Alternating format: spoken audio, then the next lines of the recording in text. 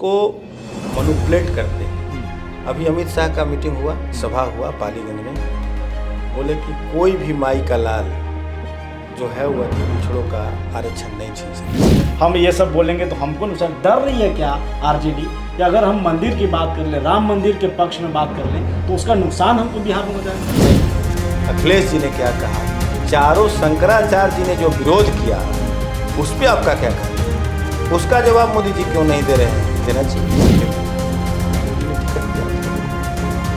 चुनाव लड़े, यहाँ सामाजिक चुनाव जीती, बागी वर्मा भी यही चुनाव लड़े, ऐसा नहीं है। टिकट तो दे रही है लेकिन जीत का जो आंकड़ा है वो तो एक पक्ष में जा रहा है ना, एक समाज का एक जो व्यक्ति है, जाति है उसकी तरफ है, तो वो अब जो जातीय जनगणना हुआ है इसका तो आंकड़ा दिखेगा आपका। अब प्रधानमंत्री जो सर्वोच्च सदन के सबसे बड़े नेता हैं और वो जब झूठ बोल रहे हैं, अब जनता किस पर भरोसा करेगी? जनता बेचारी है, चर्चा करती है, उसका जवाब देगा इस चुनाव में। नमस्कार, मैं हूं राज पाठक और आप देख रहे हैं बुलेट न्यूज़ टीवी। देखिए, आगामी लोकसभा चुनाव की सरगर्मी तेज है और इसे लेकर के अब राजनीतिक दल पूरी तरीके से तैयार होकर क्षेत्र में पहुंच रहे हैं। हमारे साथ में राजद के प्रदेश महासचिव सुबोध कुमार सिंह जी हैं। सबसे पहले तो बहुत स्वागत है आपका हमारे इस कार्यक्रम। चलिए, आपको भी बहुत बहुत धन्यवाद राज जी। सवाल ये है कि एक तरफ जहां तेजस्वी यादव डंके की चोट पर कहते हैं कि जब एनडीए के सीटों का बंटवारा होगा उससे पहले हमारा जो सीटों का बंटवारा होगा वो हो जाएगा, कहाँ पेच फंस रहा है? आखिरकार आप लोग निर्णय पर क्यों नहीं पहुंचे कि कौन कहाँ से उम्मीदवार होगा? महागठबंधन का सारा चीज मीटिंग हो गया है, सारा सीट तैयार है। सीट शेयरिंग में कोई परेशानी नहीं है इंडिया गठबंधन का, और बहुत जल्द इसको मतलब घोषणा कर दिया जाएगा और जो आपके सामने आ जाएगा बहुत कम दिन में। 17 साल वर्सेस 17 महीने की बात आप कर रहे हैं। जब इंडी गठबंधन बन रहा था जिसे अब लगातार लेकर चल रहे हैं, उसमें नीतीश कुमार की भूमिका अहम थी। अब नीतीश कुमार चले गए हैं, उसका रास्ता अब कैसे बनेगा आगे चुनाव जीतने के लिए? जनता देख रही है कि 17 साल में जो काम नीतीश कुमार जी भारतीय जनता पार्टी के साथ गठबंधन में रह के नहीं किया और तेजस्वी जी के साथ जब गठबंधन हुआ और जो काम किए, चाहे वो शिक्षक बहाली का मामला हो, स्वास्थ्य में बहाली का मामला हो, या जो बेरोजगारी की समस्या थी युवाओं का जो हमारे भटक रहे थे, और अभी तो 4.5 लाख हुआ। राज्य यदि पूरा कार्यकाल पूरा होता तो 10 लाख से जो वादा किया था उन्होंने, निश्चित रूप से वह वादा पूरा होता। लेकिन डिप्टी सीएम रहते उन्होंने बहुत दबाव दे के यह काम करवाया और आज पूरे बिहार की आवाम, युवा, बेरोजगार यह जानती है। उससे जाके आप पूछिए कस्बों में, टोलों में, total credit goes to Tejashwi Prasad Yadav. Subodh Singh ji, Bihar की जनता खास करके ये समझना चाहती है राजद का अभी का स्टैंड क्या है। जब तेजस्वी यादव चुनावी मैदान में आते हैं तो वो कहते हैं कि हमारी पार्टी अब A to Z की पार्टी है, लेकिन जैसे ही गांधी मैदान में आह्वान करते हैं, लालू प्रसाद यादव वहाँ मौजूद होते हैं, वो सीधे तौर पर कहीं ना कहीं ये कहने की कोशिश करते हैं कि हम दलितों को उठाएंगे, हम मुस्लिम समाज को आगे बढ़ाएंगे। मतलब एएमआई की जो समीकरण पहले से आरोप लगते रहे हैं, फिर से उसी की धारा पर चलने लगे हैं और तेजस्वी यादव की आवाज़ जो है, जो सोच थी, वो शायद दबने लगी है। ऐसा ही चल रहा है? नहीं, देखिए, हमारी जो पार्टी है उसकी बुनियाद सामाजिक न्याय पे खड़ी है और सच मामले में तेजस्वी प्रसाद यादव जी सारे समाज के लोग को लेके चलते हैं, उसमें कहीं कोई बात नहीं है। आप लोग उसको मैनिपुलेट करते हैं। अभी अमित शाह का मीटिंग हुआ, सभा हुआ पालीगंज में, बोले कि कोई भी माई का लाल जो है वो अति पिछड़ों का आरक्षण नहीं छीन सकता। ये बात यदि लालू यादव बोलते हैं उनके बोलने के बाद, तो आप लोग को लालू यादव, तेजस्वी प्रसाद यादव जी की बात समझ में आती है कि ऐसे बोले, लेकिन वही बात को जब क्रेडिट लेने के लिए वो रिपीट करते हैं तो आप लोग आवाम को नहीं बताने का काम करते हैं। ये आरोप है आपका? जब 75% आरक्षण दिया हमारे तेजस्वी प्रसाद यादव जी और जब नीतीश जी हमारे गठबंधन में थे, जब आरक्षण लागू किया तो होड़ मच गई पूरे बिहार में कि ये 75% मैंने किया। भारतीय जनता पार्टी को नींद तब टूटती है जबकि हमारे नेता आगे बढ़ के, चाहे वह जातीय जनगणना हो, आरक्षण की बात हो, समाज में जो बैक बेंचर है, जो पिछड़ा समाज है, उसको उठाने की बात करते हैं, तब भारतीय जनता पार्टी स्लोगन देती है। और खास करके जो मीडिया के कुछ बंधु उसको मैनिपुलेट करके उसकी बात बड़ी मजबूती से रखते हैं, हमारी बात को गौन कर दिया जाता है। बहुत अच्छा आप काम कर रहे हैं। जिस तरीके से आप बोले कि 17 महीने में अच्छा काम किए। नीतीश कुमार तो आपके साथ में थे, अचानक से जब जाते हैं कई आरोप लगाते हैं, घोटाले का आरोप लगाते हैं, जांच भी बैठाने की बात कह देते हैं। ये जो आरोप है बिहार की जनता तो देखेगी, और देखेगी तो ये कहेगी कि ये तो लग रहा है कि हो रहा था। नीतीश जी का नीतीश कुमार जी जब हमारे गठबंधन में आ रहे थे तो उनको मालूम नहीं था का कि 4 सीटेड लालू प्रसाद यादव जी 4 सीटेड हैं, तेजस्वी प्रसाद यादव जी पर जांच चल रहा है। नीतीश कुमार जी आज तक सही जवाब नहीं दे पाए बिहार की जनता को कि हमने राष्ट्रीय जनता दल का साथ क्यों छोड़ा। यही तो हमारे नेता तेजस्वी जी पूछ रहे हैं कि आप बता दीजिए पब्लिक डोमेन में कि हमको आप क्यों छोड़े।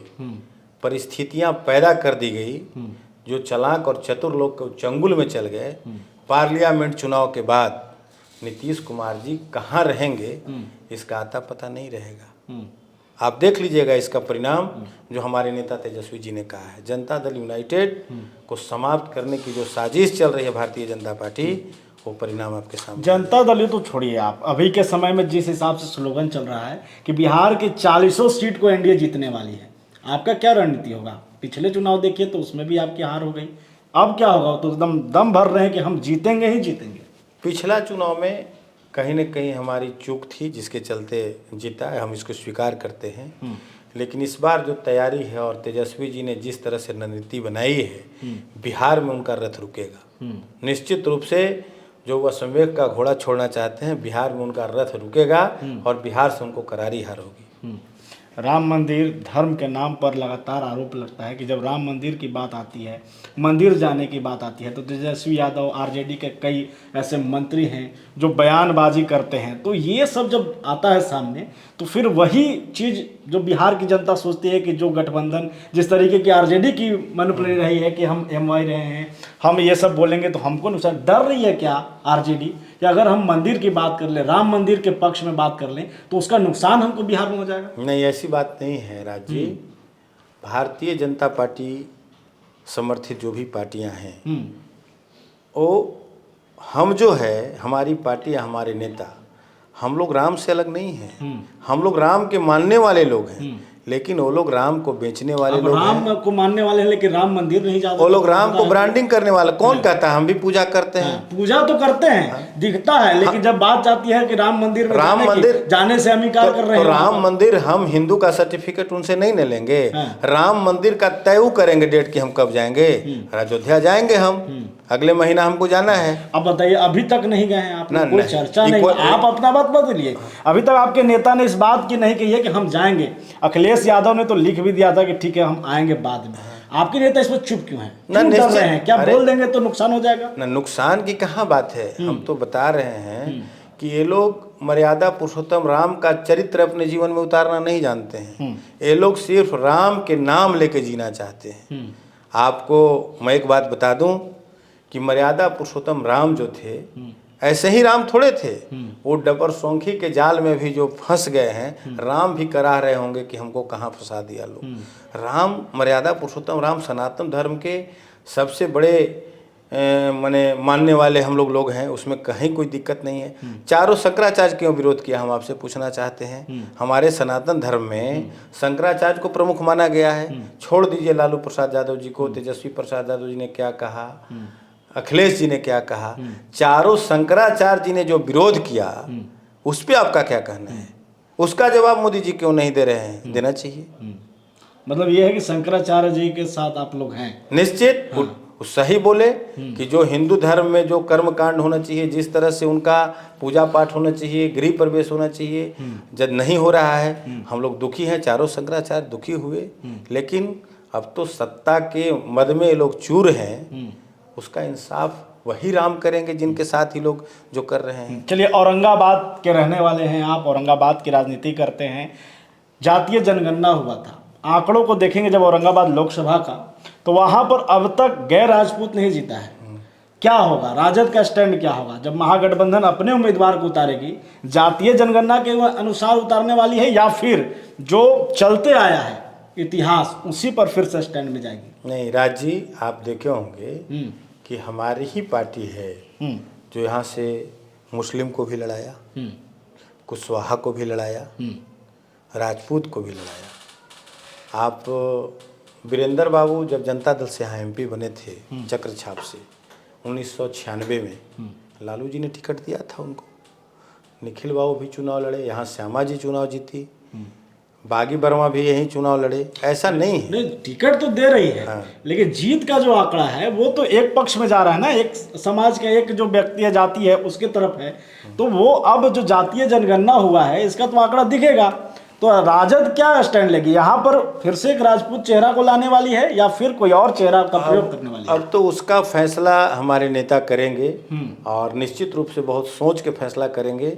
यहाँ से करारी हार होगी भारतीय जनता पार्टी, एनडीए से जो भी कैंडिडेट होगा इस बार औरंगाबाद नहीं जीतेगा। बिहार की जनता तो खैर आपसे एक उम्मीद लगा कर बैठी है। औरंगाबाद की जो जनता है उनका ये कहना है कि महागठबंधन के 6 यहाँ पर विधानसभा सीट जीत चुके थे, उसके बावजूद एक विपक्ष की आवाज़ बनकर के औरंगाबाद में नहीं उठते। जो उनकी आवाज़ थी, जो मांग है औरंगाबाद की, वो अब तक पूरा क्यों नहीं हो पाया?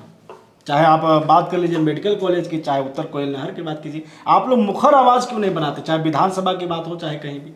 नहीं, उत्तर कोल के बारे में हम लोगों ने बराबर बात उठाया। और आप लोग 2014 में प्रधानमंत्री जी जब गया के भाषण आए थे चुनावी सभा में, तो उन्होंने कहा था कि जब उत्तर कोयल नहर का पानी नहीं आएगा अगले माने चुनाव में, तो हम वोट मांगने नहीं आएंगे। तो बहुत चालाकी से उन्होंने 2019 में शिलान्यास कर दिया कि अब 2025 में होगा।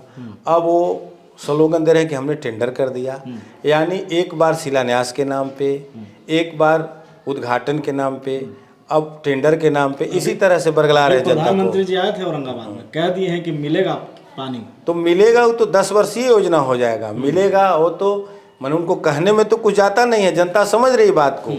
इस उत्तर कोयल नहर परियोजना अभिशाप बन गया है औरंगाबाद के किसानों के लिए, और जब तक धरातल पर नहीं उतरेगा, अब प्रधानमंत्री जो सर्वोच्च सदन के सबसे बड़े नेता हैं और वो जब झूठ बोल रहे हैं, अब जनता किस पर भरोसा करे? जनता बेचारी है, चर्चा करती है, उसका जवाब देगा इस चुनाव में। जनता को भरोसा करने के लिए एक नेता की जरूरत होती है। एक तरफ तो दिख रहा है, जो लगातार से सांसद बनते आ रहे हैं वो तो चेहरा दिख रहा है, महागठबंधन का चेहरा नहीं दिख रहा है। सुबोध जी, आप बताइए, आप तो कई सालों से लगातार आप आरजेडी के साथ जुड़े हैं, उसका झंडा ढो रहे हैं। आरजेडी ने अब तक आप पर विश्वास नहीं जताया, तो कैसे, क्या उसकी सोच है? पैसे वालों की पार्टी बनकर रह जाएगी आरजेडी? आप जैसे कार्यकर्ताओं को भी कभी मौका देगा? राष्ट्रीय जनता दल कार्यकर्ताओं की पार्टी है और कार्यकर्ता पर भरोसा रखती है।